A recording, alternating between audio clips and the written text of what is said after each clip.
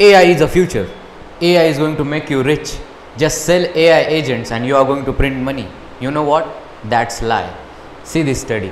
According to Gartner study, 80% of the AI projects fail to deliver real business impact. ठीक है, मतलब इसमें जो दिक्कत हो रही है ना बहुत सारे एजेंसी के साथ, वो ये है कि बहुत सारी एजेंसी जो है वो AI सेल करने के पीछे पड़ी है.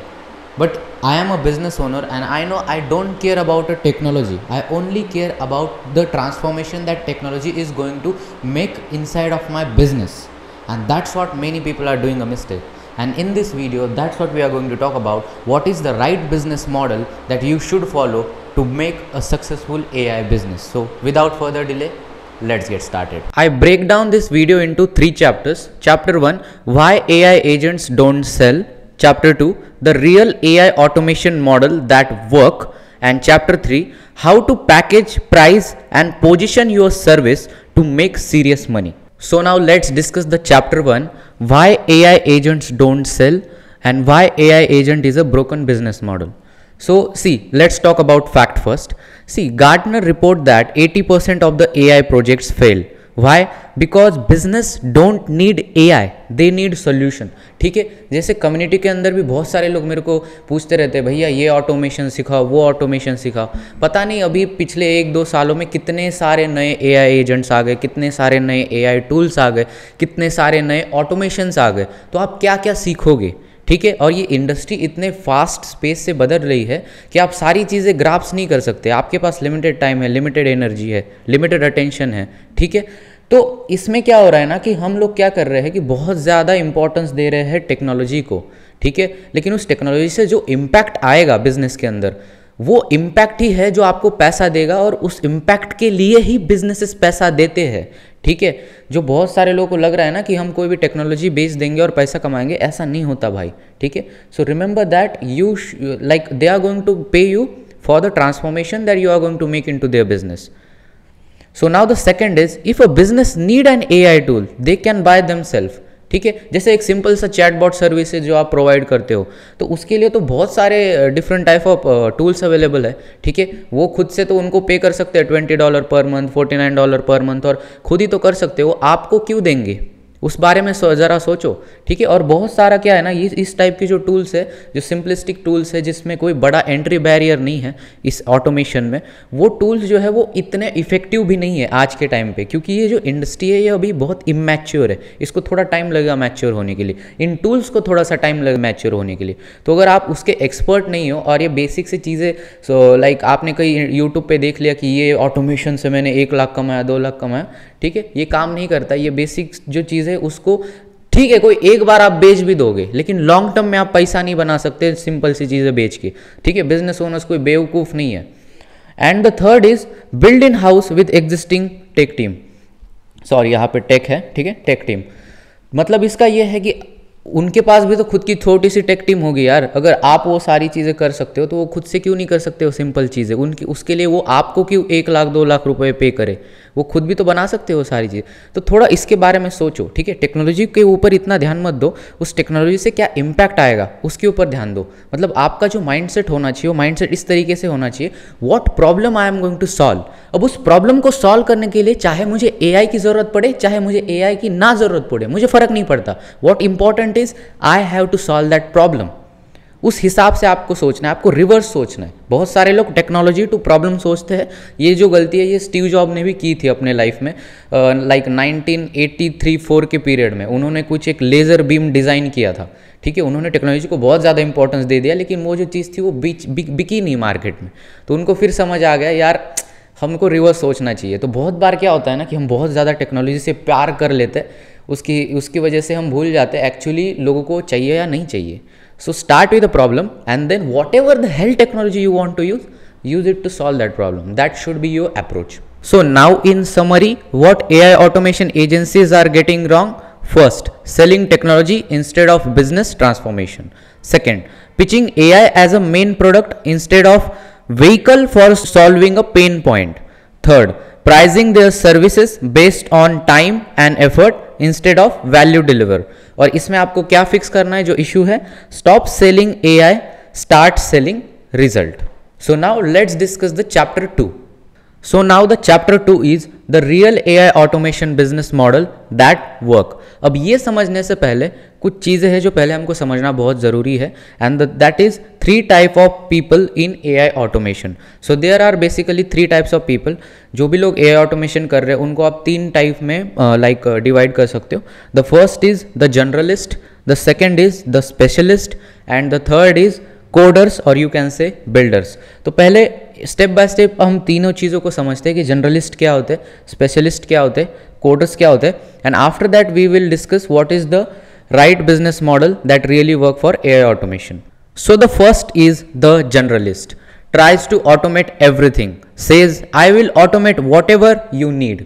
ठीक है, मतलब ये वो बंदा होता है जो बिजनेस के पास जाता है और उनको बोलता है कि मैं आपका बिजनेस को चेक करूंगा, देखूंगा आपके बिजनेस में क्या क्या प्रॉब्लम्स है और हम देखेंगे कहाँ कहाँ ऑटोमेशन किया जा सकता है और वो सारी चीज़ें हम आपके लिए करेंगे. लेकिन इस मॉडल में क्या होता है ना, can't justify high prices because businesses don't see the return on investment. ठीक है, अब इसमें क्या होता है कि आप जब सारी चीज़ें ऑटोमेट करने को जाते हो, एक बिजनेस है जिसमें जस्ट इमेजिन करो 3 डिफरेंट टाइप ऑफ ऑटोमेशन है जो आपको करने, और तीनों डिफरेंट टाइप ऑफ ऑटोमेशन है, ऐसा नहीं है कि एक से एक कनेक्टेड है. तो उसमें क्या होगा, पहली चीज़ तो टाइम बहुत ज़्यादा जाता है. दूसरी चीज़, क्या आपके पास वो एक्सपर्टीज़ है कि आप वो सारी चीज़ें ऑटोमेट कर पाओ. ठीक है, वो बहुत बड़ा इशू होता है और अकेला बंदा ये सब चीज़ें नहीं कर सकता. अगर आपको जनरलिस्ट इस वाली कैटेगरी में आना है तो उसके लिए कुछ चीज़ें जो आपको ध्यान में रखना बहुत ज़रूरी है.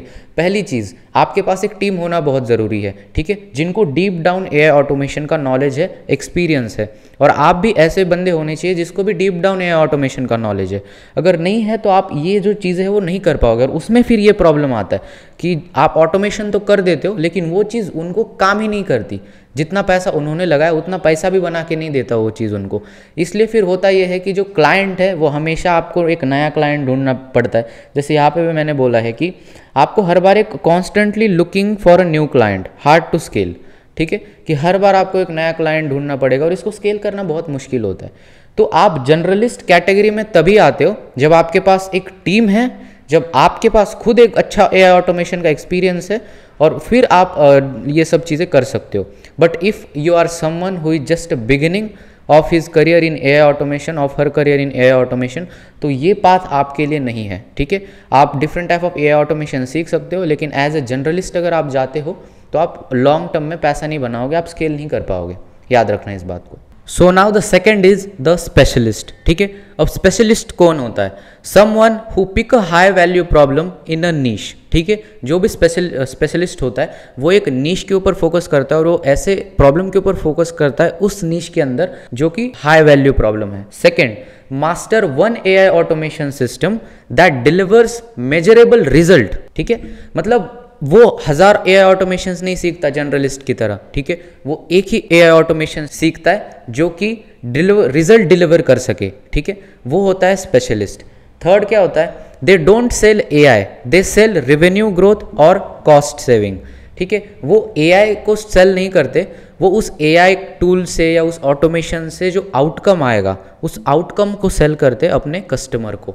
अब इसका एक एग्जाम्पल है, instead of selling AI chatbot they sell AI powered customer support that cuts cost by 40%. ठीक है, अब देखो, अगर आप कोई भी ऐसे इंसान हो जो कि AI ऑटोमेशन में स्टार्ट करना चाहते हो, so this is your path. Specially अगर आपको कोडिंग का एक्सपीरियंस नहीं है, ठीक है, तो ये आपका पाथ है कि आपको देखना है कि कौन सा हाई वैल्यू प्रॉब्लम है एक नीश में जो आप सॉल्व कर सकते हो और आपको वही एक ऑटोमेशन सीख के उसी वे से जाना है. और ये बेस्ट वे है स्केल करने के लिए from the beginning. If you are someone beginner तो इस पाथ को आपको फॉलो करना है, याद रखो. So now the third category of people in AI automation are the builders, जिसको हम कोडर्स भी कहते हैं. Someone who build powerful AI tools but struggle to sell them. ठीक है, मतलब ऐसा ज़रूरी नहीं है कि वो स्ट्रगल ही करे, बट मोस्ट ऑफ द जो कोडर्स होते हैं वो अच्छे सेलर्स नहीं होते. तो उस पॉइंट ऑफ व्यू से मैंने ये लिखा है. Second, lack of business understanding and pricing strategy. ठीक है, वो बहुत अच्छे AI टूल्स तो क्रिएट कर लेते हैं